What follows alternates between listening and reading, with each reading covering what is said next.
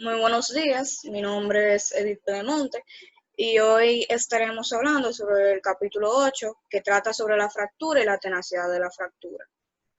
Primero que nada vamos a ver el contenido de la presentación. Primero se va a realizar una breve introducción y sinopsis. En esta vamos a introducir el capítulo y cuáles son los objetivos que vamos a ver durante toda la presentación. La parte número 2 es sobre la resistencia y tenacidad. En esta vamos a conceptualizar, comparar y poder ejemplificar también estos conceptos. Está la parte 3, que ya hablamos más a fondo de la mecánica de la fractura. En esto vamos a ver varios tipos de conceptos que intervienen, que serían, por ejemplo, la intensidad del estrés K1, intensidad de fractura K1C y la relación que esta tienen con la creación de grietas en los materiales y la zona plástica. La parte número 4 trata sobre la utilización de gráficos de propiedades de materiales para poder calcular la dureza. En esta vamos a ver dos ejemplos muy importantes de la utilización de este tipo de gráficos, que serían, por ejemplo, para la resistencia de fractura relacionada con el módulo y resistencia a la fractura relacionada con la fuerza. Veremos también en el capítulo o la parte número 5 lo que sería la perforación, los orígenes de la dureza. En esta vamos a ver lo que serían la energía superficial, diferentes tipos de fractura, la transición de lo que sería dos tipos de fractura diferentes, que serían de dúctil a frágil, y cómo estos se manifestarían en otros tipos de materiales. En la parte número 6 tendremos la compensación de resistencia y dureza, en la que vamos a describir cómo se pueden manipular estas propiedades en ciertos materiales para obtener las propiedades que uno desea en el diseño. En la parte número 7 ya trataremos sobre el resumen y conclusiones de todo lo que se habrá abordado al final de la presentación. Y número 8 se van a realizar lo que serían definiciones a recordar o conceptos clave que se han ido tratando a lo largo de la presentación. Así que primero que nada, yendo con lo que sería la introducción, que sería básicamente lo que nosotros vamos a ver durante toda la presentación. Primero que nada, uno de los triunfos más grandes de lo que fue la ciencia de la ingeniería reciente ha sido el desarrollo de lo que sería la mecánica de fractura de materiales desde la época de los 60 en adelante, permitiendo no solamente salvar dinero en los procesos de construcción, sino también salvar o evitar la pérdida de vidas gracias a la prevención de las fallas que ocurren durante los procesos de selección de materiales. Gracias a que, por ejemplo, cada una de las medidas, por más que sean que tengan, o por más pequeñas que sean o que estén involucradas en la selección de material, tienen un muy gran impacto en lo que sería el rendimiento y el comportamiento del mismo a la hora de que a este se le ejerce una fuerza. En este capítulo tenemos el objetivo de indagar sobre varios conceptos clave y los factores que se involucran en la mecánica de fractura. Observaremos varias maneras en las que los materiales fallan cuando estos se cargan de manera progresiva y descubriremos varios métodos de diseño necesarios para garantizar que la fractura no ocurra a menos de que sea planificada durante el proceso de selección de materiales. Para poder comprender esto, necesitamos saber qué es la resistencia, la tenacidad, cuál es la diferencia y por qué hay necesidad de ambos. Primero que nada, la resistencia se puede definir como la oposición a los materiales a alteraciones físicas como son la penetración, la abrasión y el rayado. Y la tenacidad sería, por ejemplo, la energía de deformación que puede absorber o acumular un material hasta antes de que éste se rompa. Ya hablando de lo que sería la resistencia, cuando se habla de resistencia en la parte de material o fuerza, esto significa la resistencia que tiene a un flujo plástico. Generalmente aumenta con la deformación plástica gracias al endurecimiento del trabajo y esta alcanza un máximo en la resistencia de tracción. El área bajo toda la curva de esfuerzo y deformación hasta la fractura se llama trabajo de fractura. Ya hablando de la tenacidad, esta es la resistencia de un material a la propagación de una grieta. Un material tenaz puede resistir, endurecer el trabajo y absorber la energía tal como antes. Es decir, la grieta no va a tener ningún tipo de diferencia significativa en el rendimiento del material. Si el material no es resistente, la grieta al final se va a terminar propagando y la muestra va a terminar fracturándose en un punto, gracias a un esfuerzo que puede que esté muy por debajo del límite elástico que posee el material. Aquí podemos ver un ejemplo de esto. Podemos ver tres muestras o probetas diferentes, todas tienen una pequeña grieta afilada en el medio. En la número B tiene un material resistente en la probeta con el mismo tipo de grieta y podemos observar que al ejercerse algún tipo de fuerza, este no se propaga cuando se carga la muestra. Es decir, el índice de plasticidad que tiene es alto, por lo que la probeta se va a deformar, sin embargo, no se va a fracturar. En comparación a la probeta del material frágil C, que se propaga sin plasticidad en general, por lo tanto, esta se llega a romper con un límite elástico mucho menor que la B. Ya hablando de lo que serían las pruebas de dureza que se utilizan, estos serían procedimientos de aceptación y clasificación para lotes de materiales. Sin embargo, estos no miden lo que sería una verdadera propiedad del material, ya que es independiente del tamaño y de la forma de la muestra de la prueba. Así que para poder llegar a las propiedades de los materiales reales, subyacentes, etc., estas tienen que utilizar ideas de lo que sería tensión y resistencia a la fractura. Podemos ver dos ejemplos de dos tipos de pruebas utilizadas. La primera sería la prueba de rotura y la segunda sería la prueba de impacto. Podemos ver que ambas utilizan o son utilizadas como pruebas de aceptación para el control de calidad, pero sin embargo ninguna mide lo que sería una propiedad real del material. En la parte 3 tenemos la mecánica de fractura. En esta vamos a ver lo que es la intensidad de estrés, intensidad de fractura y la relación con las grietas y su zona plástica. Pero primero que nada vamos a explorar algunos conceptos. Primero que nada, la resistencia a la fractura, también denominada K1C, es la medida para la resistencia de los materiales al agrietamiento y la fractura. Y la intensidad del estrés K1 es la medida de intensidad del estrés local. Primero que nada, la intensidad del estrés K1. Algo que tenemos que tomar en consideración con los materiales es que cuando se forman las grietas, estas grietas concentran estrés dentro del material. Un esfuerzo remoto o sigma aplica una fuerza transmitida por un material agrietado. Hay algo que se llama estrés local o sigma local. Esto es proporcional al número de líneas de fuerza que cruzan la longitud de la unidad de sección transversal. Cabe destacarse de que no es un estrés uniforme o una fuerza uniforme, puesto que ésta se va a elevar abruptamente a medida de que se va acercando al punto de la grieta. Podemos ver en este ejemplo, en la figura 8.3, las líneas de fuerza en un cuerpo agrietado bajo la carga. En esta podemos ver que la tensión local es proporcional al número de líneas por unidad de longitud y estas aumentan abruptamente a medida de que se van acercando al punto de la grieta. Y podemos observar también que para cualquier valor dado de R, la tensión local se va a escalar como sigma raíz de pi por C. En el siguiente ejemplo podemos observar cómo se puede cargar una muestra que contiene una grieta aguda de una longitud C en el caso de que sea una grieta superficial, o 2C que sea una grieta contenida, como son en el caso del cubo 1 y el cubo 2.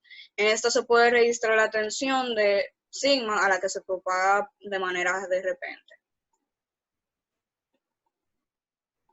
Ahora tenemos también lo que sería la tasa de liberación de energía y la energía de agrietamiento, que son otros dos conceptos clave de esta unidad. Primero que nada, la tasa de liberación de energía G es la energía que dispone para el avance de la grieta por unidad de área dentro de un material. Y la energía de agrietamiento GC es la energía necesaria para realizarse el agrietamiento dentro del material. Podemos observar en la figura 8.5 que se trata sobre la liberación de energía elástica por la expansión de la grieta, como la energía elástica liberada por el avance de la grieta hacia delta C debe pagar por la superficie adicional creada y el costo sería GC delta G. Hablando sobre la zona plástica de la grieta, hay algo que se llama zona de proceso, el cual es un intenso campo de tensión en la punta de una grieta y la cual se puede generar en distintas zonas, en distintos materiales. Está la zona plástica, que se realiza en sólidos dúctiles, zonas de microfisura en lo que serían los materiales cerámicos, zona de deslaminación, despegue y extracción de fibras en lo que serían compuestos. En esta figura podemos observar la formación de la zona plástica en la punta de la grieta y podemos observar que la tensión va a ir aumentando 1 sobre raíz de R a medida de que se acerca a la punta de la grieta. En el punto en que se alcanza el límite de elasticidad, que sería sigma, y el material empieza a ceder, la tensión no puede subir a partir de aquí. La parte truncada del campo de tensión elástica se puede redistribuir, haciendo que la zona plástica vaya siendo aún mayor. En esta tabla queremos explicar también lo que serían las longitudes aproximadas de grietas para la transición entre rendimiento y fractura. Aquí podemos presentar materiales como metales, polímeros y cerámicos y compuestos, y la longitud de transición de grieta que estos poseen. Por ejemplo, los metales tienen una longitud entre 1 y 1000 milímetros, los polímeros entre 0.1 y 10 milímetros, los cerámicos entre 0.01 y 0.1 milímetros, y los compuestos entre 0.1 y 10 milímetros. Ahora pasamos a lo que serían los gráficos de propiedades de materiales. En esto veremos lo que serán la resistencia a la fractura modulus y resistencia a la fractura por fuerza. Podemos observar en esta gráfica, en la figura 8.8, la resistencia a la fractura K1C y el módulo E. Podemos observar que los contornos se muestra la resistencia GC. Para poder ver más a fondo lo que sería esta gráfica, vamos a definir los extremos inferiores y superiores. Podemos ver que en el extremo inferior se encuentran los materiales que son más frágiles cuando se cargan. Estos pueden permanecer elásticos hasta que se fracturan. Y también en el extremo superior se pueden encontrar materiales que son súper resistentes, los cuales muestran una plasticidad sustancial antes de romperse. Los valores de K1C son aproximados, pero aún así ayudan a proporcionar una mejor clasificación para los materiales. En la gráfica 8.9, que trata sobre fractura y el límite elástico, esta muestra la gráfica de resistencia a la fractura K1C y límite elástico sigma Y. Los contornos que se muestran son los del tamaño de la grieta que se forman dentro del material. Podemos observar la variación entre valores y la gran diversidad de materiales que estos tienen. Podemos ver en la parte inferior derecha una alta resistencia y baja dureza, es decir, se fracturan antes de empezar a ceder el material, y en la parte superior izquierda que empiezan a ceder antes de llegar a fracturarse. Ahora, pasando a lo que sería la perforación, los orígenes de la dureza, aquí vamos a ver varios tipos de lo que serían de fracturas o conceptos importantes como sería también la energía superficial y cómo estos se manifiestan en distintos tipos de materiales. Uno de los conceptos claves que se van a mencionar mucho a partir de aquí es el enlace de Van der Waals, que simplemente es la fuerza de atracción y repulsión entre moléculas distintas por un enlace que tienen entre estas moléculas y cómo interactúan entre ellas mismas. Primero que nada, para definir la energía superficial, este es simplemente un sólido que cuesta fabricarlo. Es decir, es un sólido, es la energía que cuesta fabricarlo. Es básicamente la unidad por unidad de superficie, que sería Joule sobre metro cuadrado, y se proporciona la energía cohesiva asociada a enlaces que anteriormente se conectaban a través del corte. Básicamente, esto lo que se haría sería un corte en un sólido y se crearían dos superficies nuevas. Entonces, como se cortan estas superficies, hay una pérdida de lo que serían enlaces dentro de esa superficie, que en este caso sería un sexto, que sería en el lugar de donde se hace el corte. Por lo que se necesitaría recobrar ese sexto de material o el sexto de enlace para poder suplir la energía de la superficie. Pasando a otro tema, que sería la fractura frágil de hendidura. Esta es una característica muy importante de lo que serían las cerámicas y los vidrios. Tienen un rendimiento muy alto, lo que no les permite aliviar las tensiones de la punta de la grieta por el flujo de plástico, por lo que se acerca de la punta. La tensión alcanza lo que sería llamada una resistencia ideal. También existe lo que es estrés en la punta de la grieta, lo que abre los débiles enlaces de Van der Waals entre las moléculas. Para la fractura dúctil dura, los metales dúctiles, que son los que más sufren de este tipo de fractura, pueden deformarse mucho más plásticamente cuando se cargan por encima de su límite de elasticidad. Ahora, ¿qué es lo que causa el debilitamiento? Bueno, hay distintos tipos de metales. Hay metales ultrapuros que simplemente se pueden adelgazar hasta que la sección transversal llega a cero.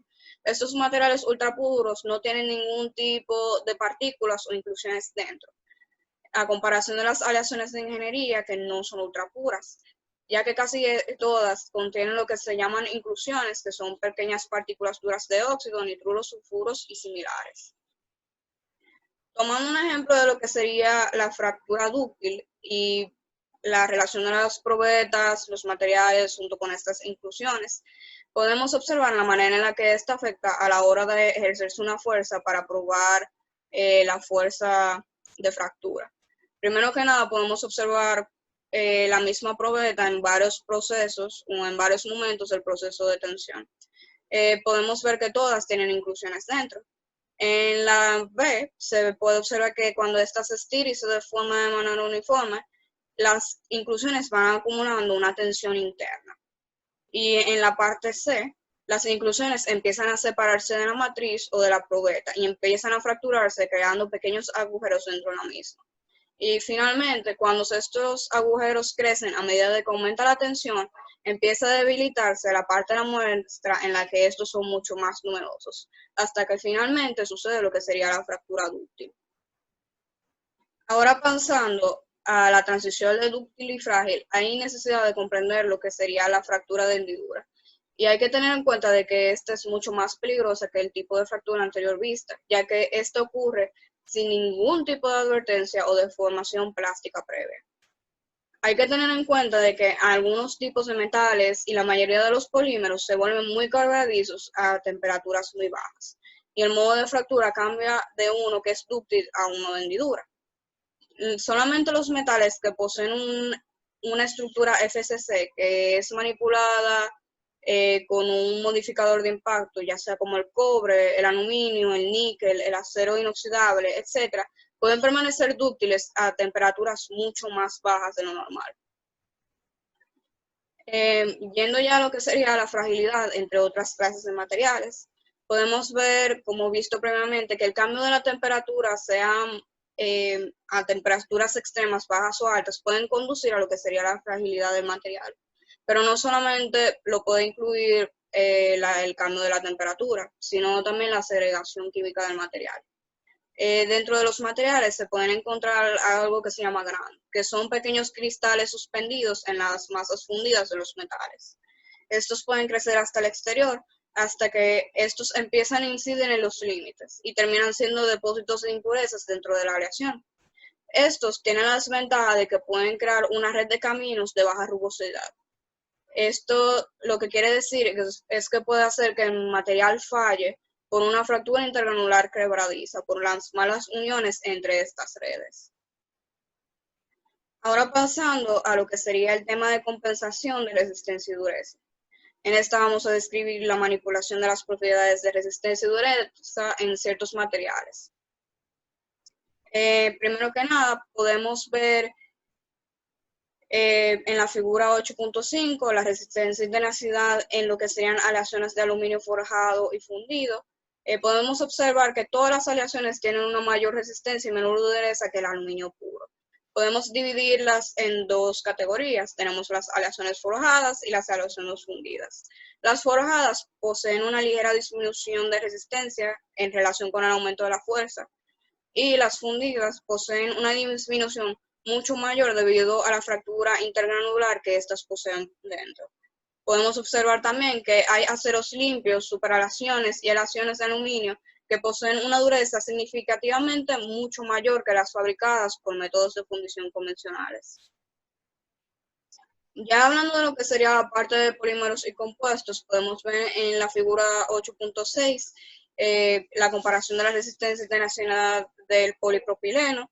Podemos observar también el efecto que tiene el relleno, los modificadores de impacto y las fibras dentro del mismo. Normalmente las propiedades de lo que son los polímeros se manipulan mediante la utilización de enlaces cruzados, en las que se ajusta el peso molecular y el grado de cristalinidad para lograr obtener las propiedades deseadas. Hay algo que se llama copolimerización o mezcla. Estas mezclas con elastómeros y modificadores de impacto ayudan a reducir el módulo, pero aumenta la resistencia a la fractura y también a la resistencia GC.